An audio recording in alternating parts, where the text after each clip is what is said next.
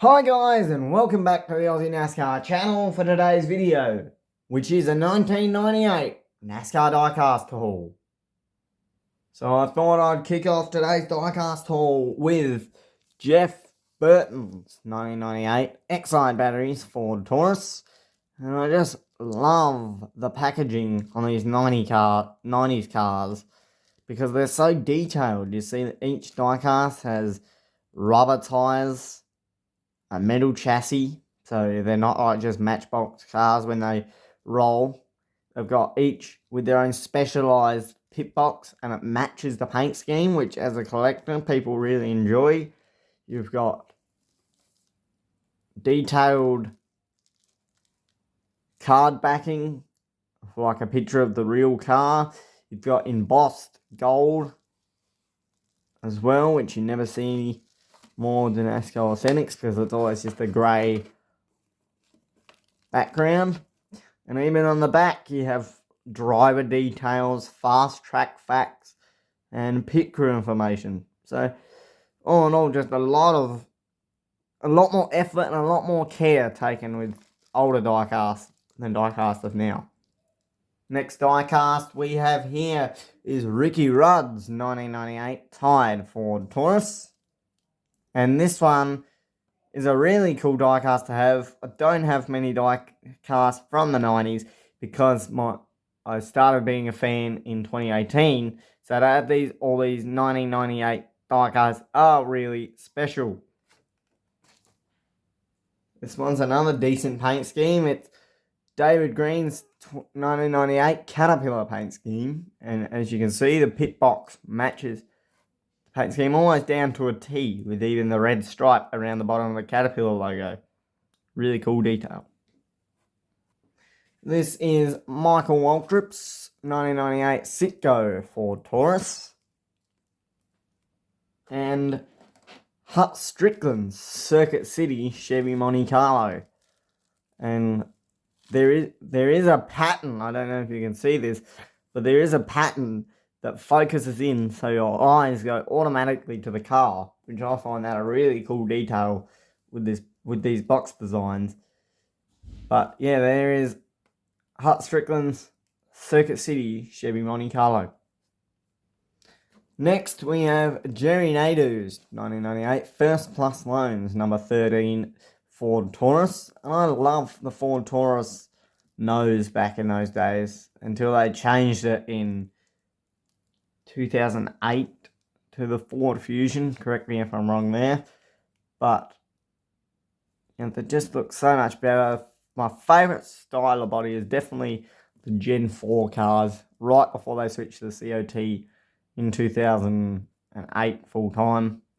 Next, we have Bobby Hamilton's 1998 Kodak Max Chevy Monte Carlo. And you can see just the simplicity of the pit box as well. You've just got Kodak Max. And that's all you see, the simplicity. That's what I like to see in older diecasts. Is Sterling Marlin's number 40 Coors Light, albeit censored, Chevy Monte Carlo. Now what's cool about this diecast is in 1997 he was in the 4, which I just showed. And then in 1998 he moved to the 40. And this was before the Silver Bullet scheme was introduced. So it's really cool to have this one as a piece of history for the Silver Bullet scheme. Next, we have a bright car. We have Johnny Benson's 1998 Pop Secret / Cheerios Ford Taurus. And then we have Ted Musgrave's 1998 Prime Star Ford Taurus, which to me is an odd driver to release, given in that time period there were drivers such as Dale Earnhardt, Dale Jarrett, Darrell Waltrip, Bobby Labonte, and all the big name drivers. So this next diecast is actually a Busch Series car from 1998. It's Matt Hutter's number 36 Stanley Tools Pontiac Grand Prix.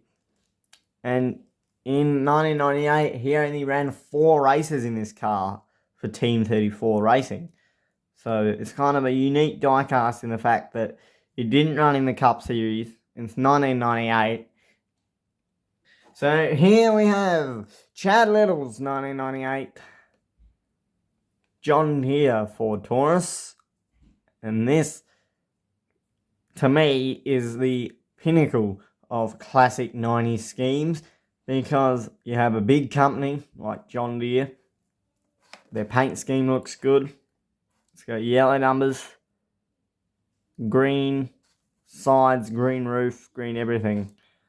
The pit box is also all green, and the picture on the packaging makes the car look so good.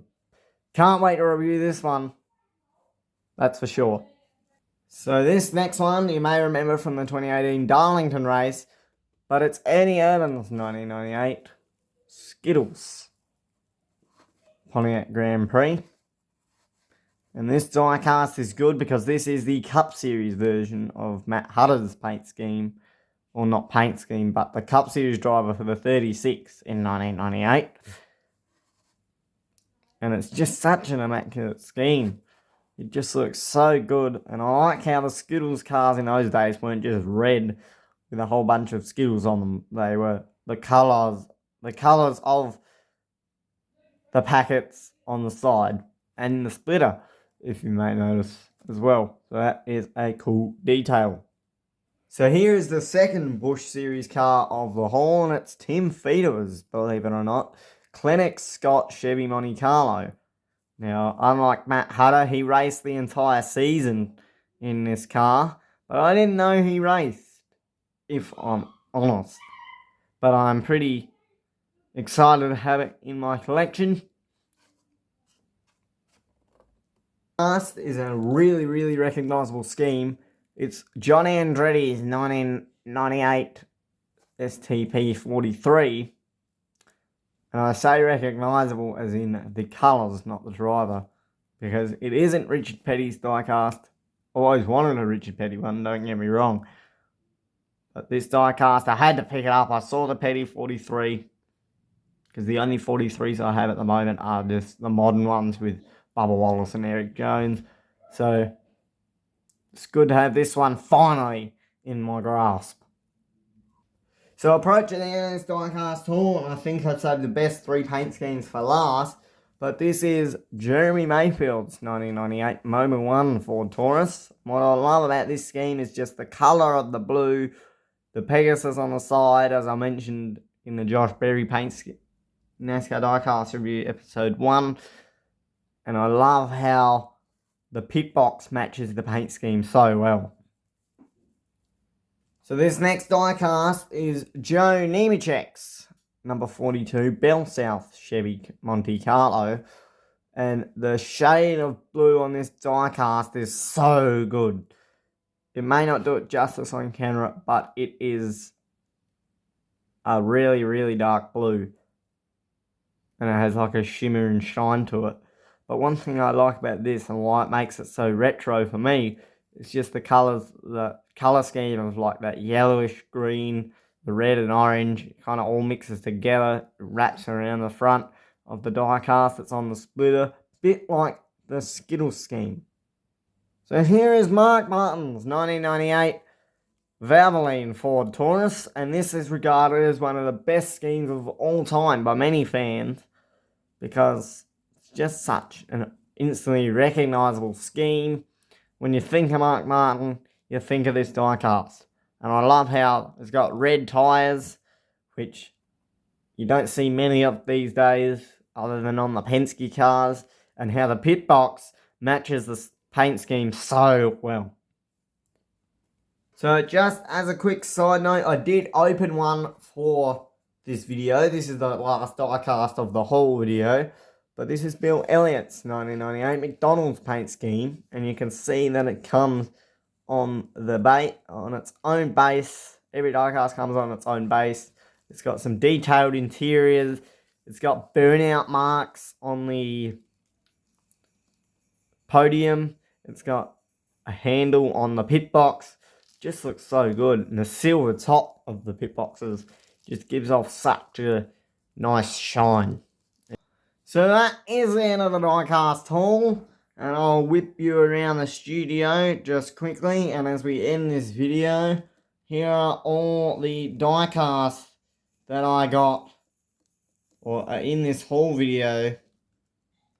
And you can see they're just absolutely litter the studio. See the 236s. And with that, be sure to stay tuned with all these diecast reviews coming out. And I'll see you in the next video.